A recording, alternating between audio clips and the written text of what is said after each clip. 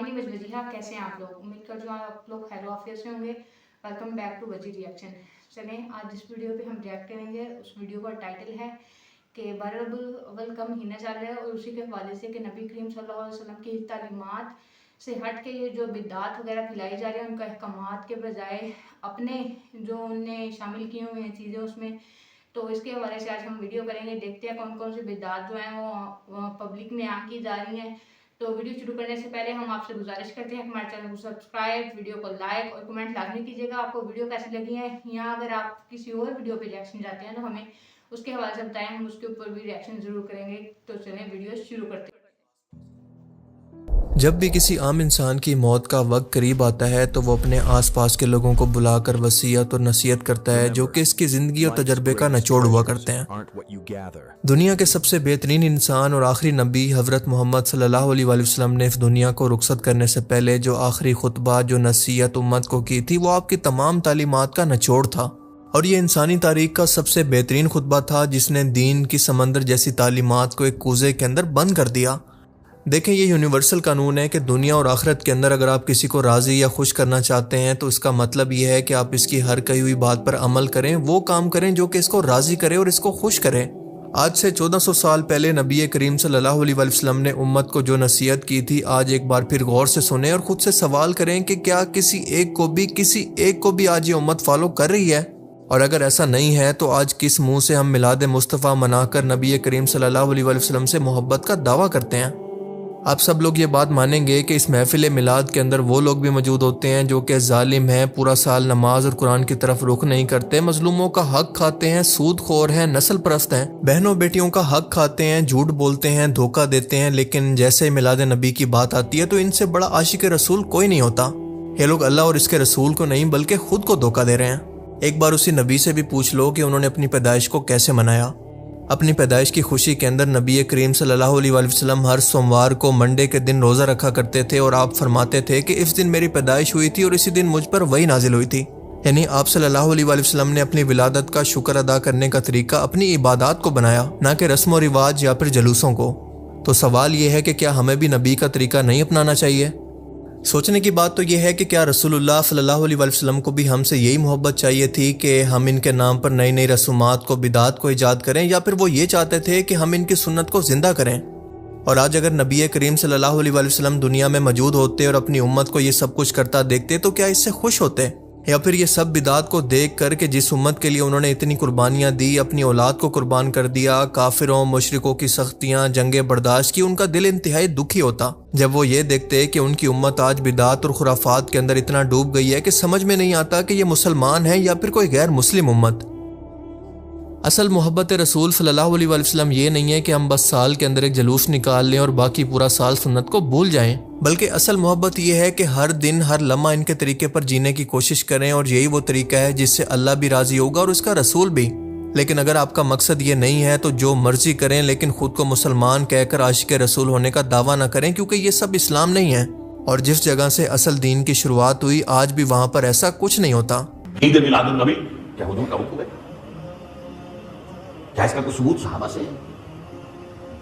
क्या हम सहाबा के मुकाबले में हुजूर से ज्यादा मोहब्बत करते हैं?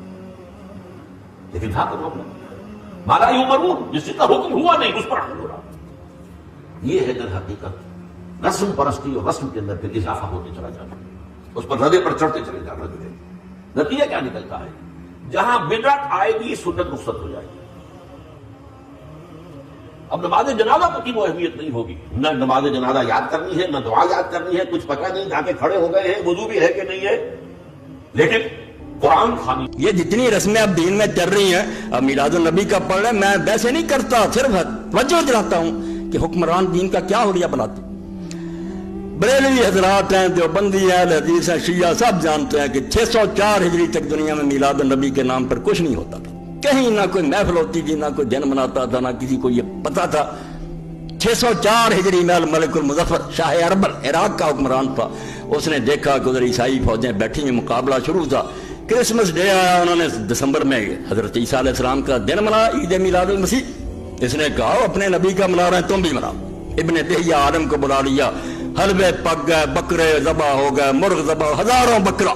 अब लोगों ने खाया, नाचने वाले नाचे भी, उसमें भी खुद बादशाह भी नाचा, रक्स किया उसने, और बाद में इसको इब्ने दिया को खिरत दिया, पैसे दिए, चल पड़ा, आगे से आगे बढ़ते जुलूस शुरू हो गए। तो हुक्मरान होते हैं लोगों को बेवकूफ बनाने वाले, कि कुछ ऐसी रस्में करते रहो कि खुश रहें कि यार इनसे ज्यादा मुहिब रसूल कौन, असल दीन का नाम ना ले लेता, हुदूदुल्लाह को खत्म करो, नाफिज ना होने दो।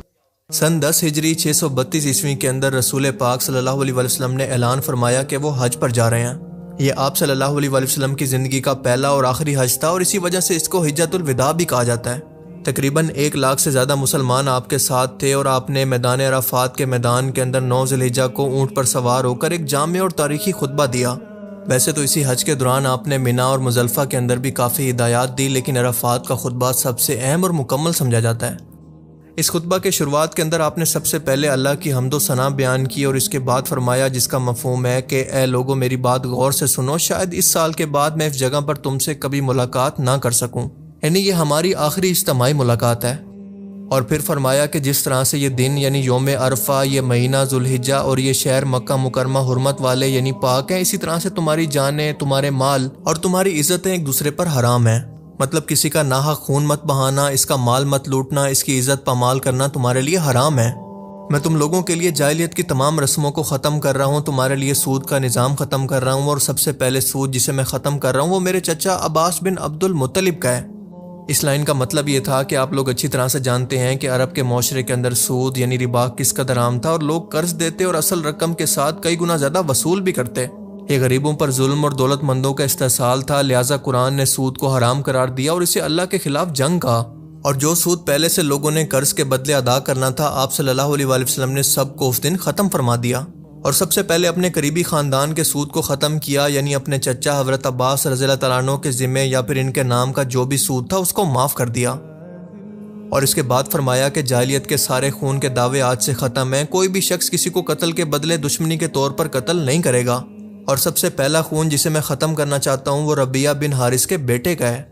रसूलुल्लाह सल्लल्लाहु अलैहि वसल्लम के इस ऐलान ने कबाइल परस्ती को ख़त्म करके उम्मत को जोड़ दिया, क्योंकि इस्लाम से पहले अरबों के अंदर ये रिवाज था कि अगर किसी कबीले का कोई फ़र्द कत्ल हो जाए तो पूरे के पूरे 2 कबीले कत्ल का बदला लेने के लिए आपस में लड़ जाते और इस तरह से मुसलमानों का इत्तेहाद टूट जाता, क्योंकि ये इंतकाम नस्ल दर नस्ल कबीलों के अंदर चलता रहता और कत्ल गारत कभी ख़त्म ही ना हो पाती। अल्लाह के रसूल ने फरमाया कि आज से ये जाहिली रिवाज बिल्कुल ख़त्म है, और इसकी वजह यह है कि इस्लाम के अंदर कसास और दीद का निज़ाम मौजूद है, यानी कातिल से बराह रास्त बदला या फिर खून बहा लेना, लेकिन कबीले खुद से कोई भी बदला नहीं ले सकते। और सबसे पहला खून जिसे मैं ख़त्म करना चाहता हूँ वो मेरे अपने ख़ानदान का है, यानी रबिया बिन हारिस का बेटा जिसे कबीला हुज़ैल ने कत्ल किया था। इस खून का बदला इंतकाम अब कोई नहीं लेगा। और फिर फरमाया कि औरतों के बारे में अल्लाह से डरो, वो तुम्हारे पास अल्लाह की अमानत है, इनके साथ अच्छा सलूक करो, इनसे अच्छे इखलाक के साथ पेश आओ। तुम्हारा हक है कि वो तुम्हारे बिस्तर पर किसी गैर को ना आने दें और तुम्हारी इज्जत की हिफाजत करें, और उनका ये हक है कि तुम इनके खाने पीने, कपड़े और रिहाइश का इंतज़ाम अच्छे तरीके से करो। तुम्हारे पास जो अमानत रखी जाए इसके मालिक को वापस कर दो। ए लोगो, तुम्हारा रब एक है, तुम्हारा बाप आदम एक है। किसी अरब को किसी अजमी पर कोई फजीलत नहीं, और ना किसी अजमी को किसी अरब पर, ना किसी गोरे को किसी काले पर, और ना किसी काले को किसी गोरे पर। फजीलत सिर्फ और सिर्फ तकवा की बुनियाद पर है कि जो शख्स जितना नेक होगा वो अल्लाह के यहाँ उतना बड़ा मकाम रखता होगा।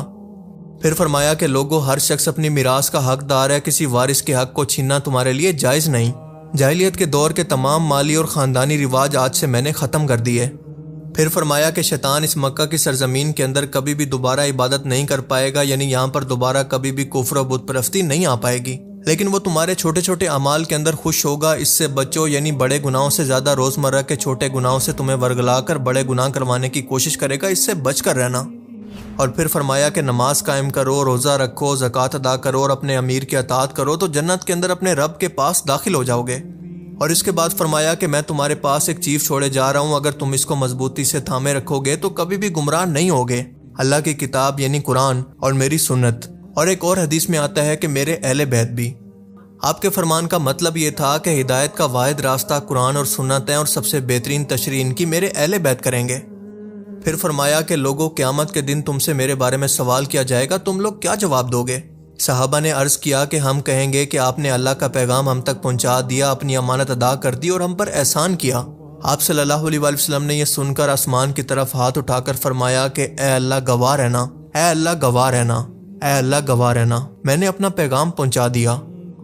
جو لوگ یہاں پر موجود ہیں ان لوگوں تک میرا پیغام پہنچا دیں جو کہ یہاں پر موجود نہیں ہیں، کیونکہ ہو سکتا ہے کہ بعد میں آنے والے زیادہ بہتر طریقے سے بات کو سمجھ پائیں۔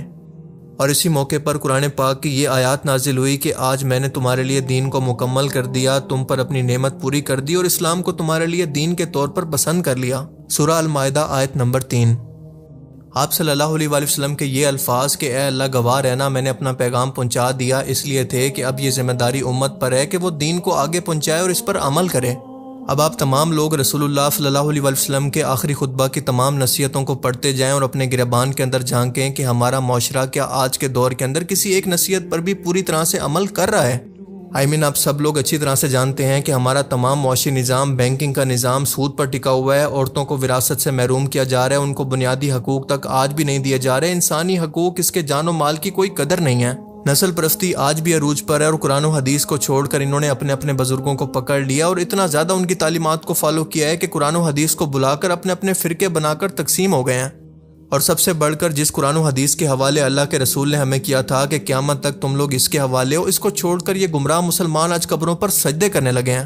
نبی سے زیادہ رتبہ اپنے مر چکے بزرگوں کو دے رہے ہیں، قرآن و سنت کے مقابلے میں اپنے بزرگوں کے قول پیش کرتے ہیں، ان کی جھوٹی کرامات ثابت کرنے کے لیے ان کا مقابلہ انبیاء سے کرتے ہیں۔ آقا کریم علیہ السلام کے جسم پر پسینہ اقدس آئے تو خوشبوئیں ہوتی ہیں، وہی طریق غوث اعظم کو عطا کیا گیا۔ آپ کے جسم اقدس پر بھی پسینہ آئے تو خوشبو آتی ہے۔ آقا کریم علیہ السلام کے جسم اقدس سے مکھی نہیں بیٹھتی، تو فرمایا جو میرے جد کریم کو اللہ نے فیض عطا کیا، کمال عطا کیا، اس کا پرتو جب مجھ پہ پڑا تو مکھی میرے جسم پر بھی نہیں بیٹھتی۔ استغفر اللہ العظیم۔ اولیاء غریب نواز، بہار انجمن مصطفیٰ غریب نواز، سنو سنو میرے حاجت روا غریب نواز، میں دے رہا ہوں صدا پر صدا غریب نواز، امید علاج ہے خواجہ کہ ہم تمہارے ہیں اور ہمیں وسیلہ تمہارا ہے یا غریب نواز، تمام عمر گزاری تمہارے قدموں میں ملا ہے اور ملے گا صدا غریب نواز۔ اور پھر اوپر سے حد یہ ہے کہ یہ وہ لوگ ہیں جو کہ سب سے زیادہ عشق رسول ہونے کا دعویٰ بھی کرتے ہیں۔ آخر کس منہ سے؟ کیا یہ لوگ انہی اعمال کے ساتھ قیامت کے دن اللہ کے رسول کا سامنا کر پائیں گے؟ ذرا سوچئے۔ اللہ تعالیٰ سے دعا ہے کہ وہ ہمیں سمجھنے کی اور نیک عمل کرنے کی توفیق عطا فرمائے، آمین۔ آمین۔ یہ تھی آج کی ویڈیو، کیسی لگی آپ کو؟ امید کرتی ہوں آپ لوگ کو اچھی لگی ہوگی، آپ لوگوں نے اس سے سبق حاصل کیا ہوگا۔ آخری خطبہ حجۃ الوداع میں نبی کریم صلی اللہ علیہ وسلم نے جو تعلیمات دی تھی اس میں سے ہمارے معاشرے میں بہت سی تعلیمات جو ہے مسنگ ہے، یعنی کہ سود کا نظام ہر گھر میں تقریباً جو بینکنگ سسٹم ہے وہ ہر گھر میں کسی نہ کسی کا تو اکاؤنٹ وغیرہ بینک میں ہوتا ہے، پورا بینکنگ سسٹم ہمارے پاکستان میں سود کے نظام پہ وہ سود والا ہی تقریباً چل رہا ہے۔ ساتھ میں یہ جو فرقہ پرستی بھی ہے یہ بھی کرتے ہیں لوگ، اور ریسزم بھی چلتا ہے، گورے کالا بھی ابھی جو ہمیں منع کیا گیا تھا لیکن وہ بھی ابھی چل رہا ہے۔ اور ساتھ میں یہ جو مرید اور پیر، یہ عجیب، وہ جو ابھی لاسٹ پہ دیکھا تھا وہ کیسے خواجہ ایسے کوئی تھے، وہ دربار تو اس کے اوپر کیسے پکارا تھا، ایسے جیسے اللہ سے دعا کی جاتی ہے ایگزیکٹلی ویسے پکارا تھا وہ۔ اور ساتھ میں وہ جو کرامات بتا رہے تھے غوث اعظم کی اور نبی پاک صلی اللہ علیہ وسلم کی، شرم ہونی چاہیے ان لوگوں کو۔ یہ دین سکھا کے جاؤ گے تو آپ لوگوں کو ٹھکانا تو جہنم ہوگا، ساتھ میں آپ لوگوں پیچھے کتنے گمراہ چھوڑ کے جاؤ گے۔ اپنی تعلیمات جو ہے جو اللہ اور اللہ کے رسول نے بتائی ہیں، جو سورۃ مائدہ میں جیسے اللہ تعالیٰ نے فرمایا کہ آج میں نے تمہارا دین تم پہ مکمل کر دیا، نبی پاک صلی اللہ علیہ وسلم کو بھیج کے ان کے ذریعے تعلیمات تم تک پہنچا کر پورا دین مکمل کر دیا، تو پھر اس میں بدعات شامل کرنا، نئی چیزیں ایڈ کرنا، یہ گمراہی ہے۔ اپنے فائدے کے لیے آپ دوسروں کو غفلت کی نیند سلا رہے ہو، دوسروں کے ساتھ بھی آپ لوگ کھلواڑ کر رہے ہو، اپنے ساتھ بھی آپ لوگ کھلواڑ کر رہے ہو۔ اللہ کو اس سے کوئی فائدہ کوئی نقصان نہیں ہے، ہم لوگ اپنا نقصان اپنے فائدے کے خود ذمہ دار ہیں۔ اللہ ہمیں ہدایت دے، اس راہ پہ چلنے، جو لوگ چل رہے ہیں ان کو ہدایت دے، ہم سب کو ہدایت دے صحیح راستے پہ چلنے کی، ہمیں وہ اعمال کرنے کی توفیق عطا فرمائے۔ اللہ ان نیک لوگوں کے راستے پہ چلنے کی توفیق عطا فرمائے جن سے اللہ محبت کرتا ہے، اور ساتھ میں قرآن کو پڑھنے اور اس کی سمجھنے اور اس کی ہدایات جو دی گئی ہیں اس کے اوپر عمل کرنے کی توفیق عطا فرمائے، نہ کہ رخصتی کے وقت صرف جو نکالتے ہیں لڑکی کے ساتھ کے اوپر رکھنے کے لیے، نہ صرف قسمیں اٹھانے کے لیے ہم لوگ اس کو اٹھائیں، جب بھی اٹھائیں اس میں ہدایت حاصل کرنے کے لیے اٹھائیں۔ چلیں نیکسٹ ویڈیو میں آپ سے ملاقات ہوگی، اس ویڈیو میں اجازت دیں، جانے سے پہلے چینل کو لازمی سبسکرائب کیجیے گا اللہ نے के बाद Thank you. Goodbye.